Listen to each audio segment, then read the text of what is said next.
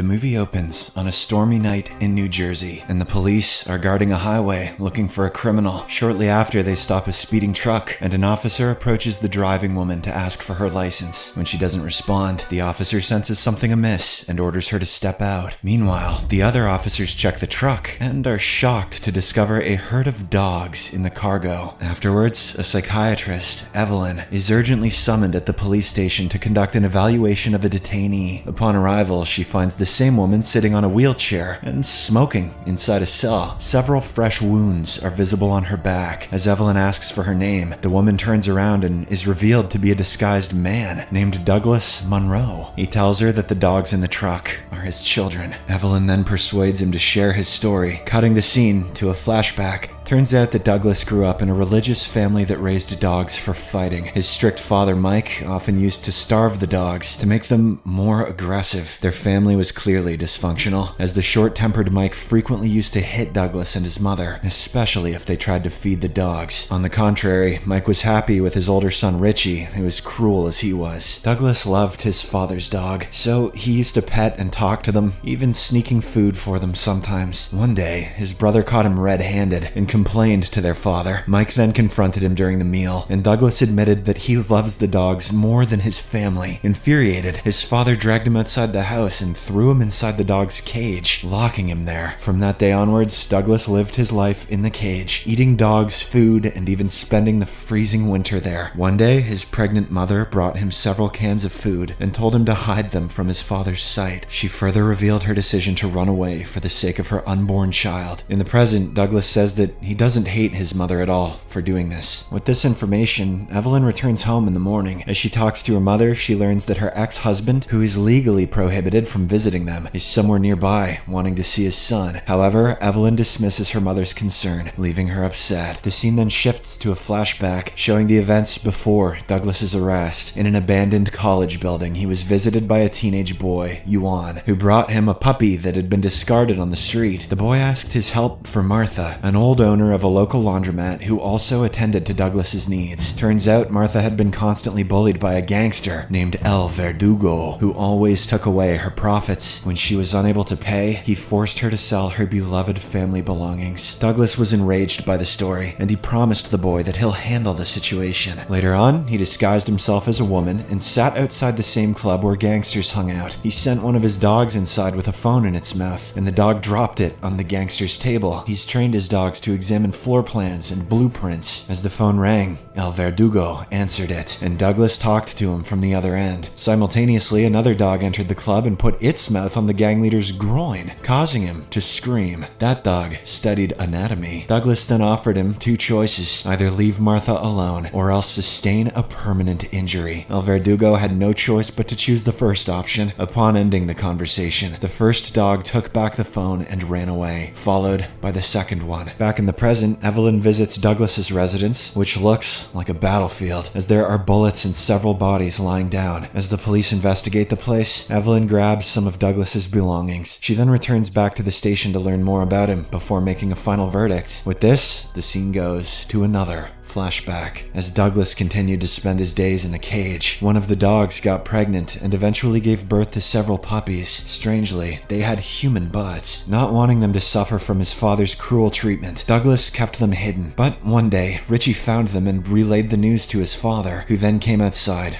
with a shotgun. Douglas immediately blocked the cage door and started yelling at his father, while the dogs growled along. Amidst the commotion, Mike fired a shot, knocking the boy onto the ground. The bullet had hit his hand, causing him to lose a finger. Moreover, the bullet ricocheted off the wall and lodged in his spine, making him unable to walk. Realizing that this could escalate further, Richie sent his father inside and tossed Douglas a handkerchief to bandage his wound. "Thanks, Richie, that makes up for everything." Following that, Douglas, despite being unable to move much, grabbed a magazine and showed a picture of a police car to his dog. He then stuffed his cut-off finger into a small bag and gave it to the dog, instructing it to alert the police. The faithful dog ran across the street until it found a police car and dropped the bag on it. Seeing the bloodied finger, the cops immediately took action. They broke into the house, arrested the cruel Mike and Reggie, and called an ambulance for Douglas. However, the doctor didn't remove the bullet from his spine, as it could risk damaging his spinal cord. According to Douglas, his father got sentenced to 20 years years, but he committed the unthinkable 2 weeks after his arrest. On the other hand, his brother was sentenced for 12 years, but he got out after 8 due to good behavior. Evelyn asks if he met his brother again, to which Douglas answers in the negative. However, he does reveal that his dog waited for Richie outside the jail and started chasing him as soon as he got out. More dogs joined the first one, and they eventually cornered him before attacking him to death. It's a dog-eat-dickhead world out there. Evelyn then asks if he had any romantic relationship in the past, to which Douglas tells her about a girl named Salma Bailey. After he was discharged from the hospital, he was sent to an orphanage where he met Salma and fell in love at first sight. They quickly bonded over a common interest of reading books, and she addicted him to reading Shakespeare's books. She also convinced him to participate in small plays, during which she taught him how to use makeup. But sadly, his happy days soon ended when Salma left the orphanage to pursue her career in acting. From that day onwards, Douglas began to collect each and every newspaper clipping of her success in a scrapbook. As the time passed by, Douglas completed his bachelor's degree in biological science and got a job at a dog shelter. One day, he went to see Salma's play and approached her backstage after the performance. Much to his delight, she recognized him and expressed her happiness to see him after a long gap. He then presented her with the scrapbook, telling her about how he had been following her for years. This left Salma flattered, and she thanked him with a kiss. Douglas was again hopeful about their chances, but before he could confess his feelings, the play's director walked in. Unfortunately, Salma introduced the man as her husband and the future father of her child. This broke our Dogman's heart, but he simply congratulated them and returned back to the dog shelter where he worked. He then got off his wheelchair and vented his emotion by yelling and hitting the cages, and barking and howling at the moon and peeing on poles. As he fell down, the dogs broke free from their cages and came to console him. A few days later, 2 government officials show up at the dog shelter with some bad news. They want to shut the place down to alleviate budgetary strain. Douglas pointed out that the shelter was running through donations, and the only municipal funding he had is for the building. In response, the officials honestly revealed that they're intending to sell the site to a developer to make profit. As a result, Douglas and the dogs were forced to move into an abandoned school. Since he needed money to feed the pets, he started looking for a job, but only faced repeated rejection due to his disability. One day, Douglas arrived at a club that was looking for a barman. Once there, he saw an ongoing drag queen rehearsal. The club owner told him that the barman's position was no longer vacant, as he already hired someone else. However, Douglas offered himself as a performer. The owner claimed that nobody would like to see a wheelchair guy, so Douglas got up and assured that he could stand for the performance. Seeing this, the owner decided to give him a chance. On the weekend day, the Queens prepared Douglas for his debut. Before heading to the stage, he made the Queens promise that they'll catch him as soon as he's done. Following that, they took him to the stage and helped him stand up before the curtain opened. Douglas then started singing a French song, impressing the audience with his voice. By the end, everyone applauded and cheered for him. The curtain closed and the Queens rushed to him with his wheelchair. From then on, Douglas was allowed to perform every weekend in the club. Upon hearing this, Evelyn asks what he's been doing besides his singing career, because working once a week wouldn't pay him enough to live. In response, Douglas tells her that his dogs understood him perfectly. He then explains an incident where they helped him bring the right ingredients from the pantry while cooking. This made him realize that the amazing gift could be used for other purposes. After that, he taught the dogs to steal expensive jewelry from the homes of rich people. Things went well until one day, a rich lady called an agent, Ackerman, to claim insurance against her stolen jewelry. But the guy suspected that she was trying to commit insurance fraud, so he decided to investigate first. He collected CCTV footage from her house and observed carefully. To Ackerman's shock, he noticed the dogs sneaking into the property and running away after stealing the jewels. He then recalled similar incidents and checked their footage, only to discover the same dogs. In one particular bit of footage, Ackerman spotted a man in a wheelchair loading the dogs into a truck. Upon investigating the license profile, he uncovered Douglas's details, including his workspace. Ackerman then attended his performance and approached him backstage, pretending to be a fan. He asked him out for dinner, but Douglas turned him down, asserting that he must return home to feed his children. That night, Ackerman followed Douglas to his residence and entered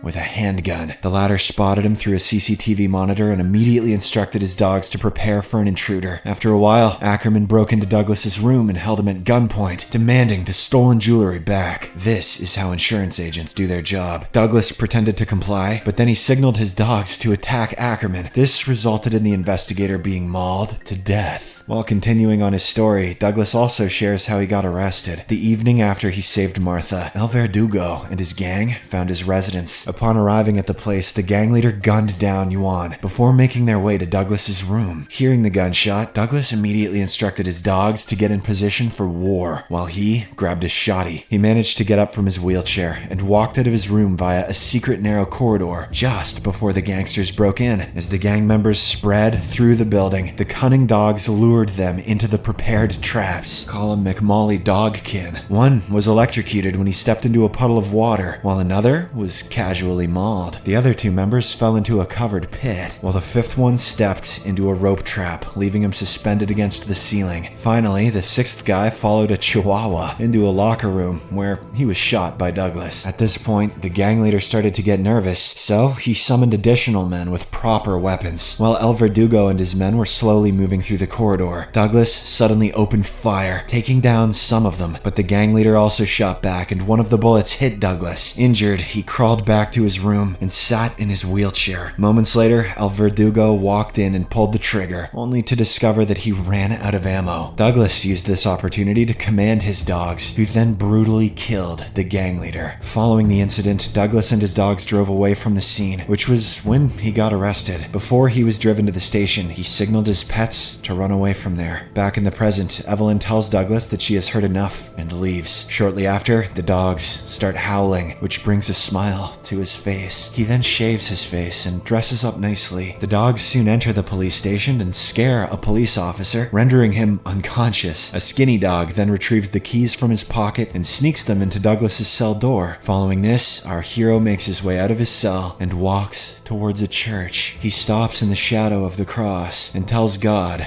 that he's ready. Seconds later, he collapses to the ground and passes away. A number of dogs surround the body of their dead master, bidding their final goodbyes.